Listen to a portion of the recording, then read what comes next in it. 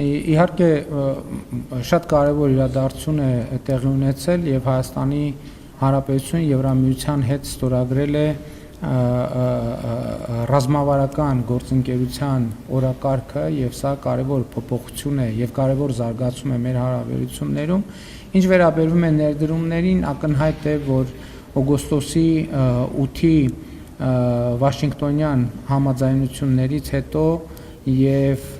Խաղաղության խաչմերուկ նախագծից բխող Triplet նախագծի հայտարարումից հետո ներդրումային հետաքրքրությունը Հայաստանի Հանրապետության նկատմամբ էականորեն մեծացել է եւ մենք բնականաբար շահագրգռված ենք, որ այդ թվում Եվրամիությունը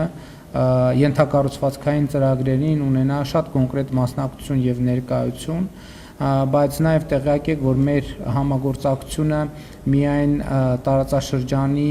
ենթակառուցվածքների, տրանսպորտային ենթակառուցվածքների թեմային չի վերաբերվում, այլ շատ ավելի լայն համատեքստ ունի։ Գիտեք, որ դեռևս տարիներ առաջ Եվրոպական միությունը բարձրաձայնեց Հայաստանին 2.6 միլիարդ եվրոյի աջակցություն ցուցաբերելու համար։ Այդ աջակցությունը վերջերս մենք որոշակի ամփոփումներ ունեցանք, արդեն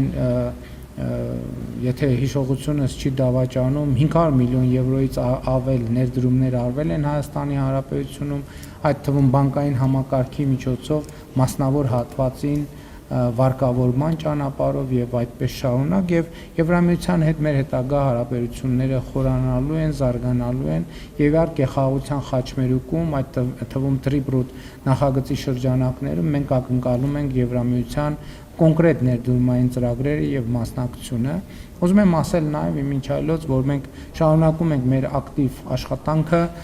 Triplet նախագծի ռազմավարական շրջանակը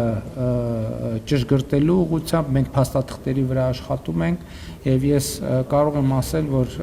իմ աչքաչափը ասում է, որ մենք լավ տեմպով առաջ ենք ընթանում եւ մենք մեր նշած ժամանակահատվածում արդեն կունենանք Triplet նախագծի իրացումը սկզբնական շրջանում իրավական եւ հայեցակարգային որոշակի փաստաթղթերի մշակում եւ ընդունում, հաջորդ փուլում պայմանագիր եւ հաջորդ փուլում արդեն գործնական աշխատանքների իրականացումը գետնի վրա։